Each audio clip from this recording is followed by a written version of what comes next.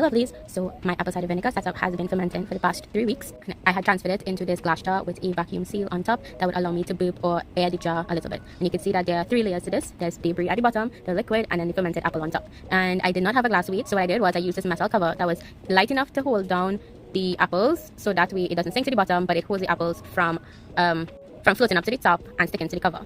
So this is my nut milk bag, but you could use any strainer of your choice. This was just easier for me to use. So this is me just prepping the bowl for a strain. So you can see that it's distinct layers. So here's what I'm going to do is stir it up and then pour it into the nut milk bag. And you want to take your time with this because you don't want to have anything accidentally spill out into the outside of the basin. And then you basically just squeeze it until you cannot squeeze anymore. I didn't put in all of the footage, but it took me about 5 minutes to do this until I didn't have the strength to do it anymore. But I'm sure if you can really squeeze that pulp, you can get a lot more out than what I did.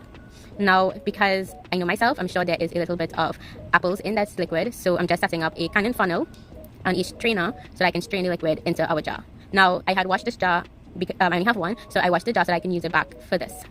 But if you have another jar, that's absolutely fine. Sterilize it and you can use it.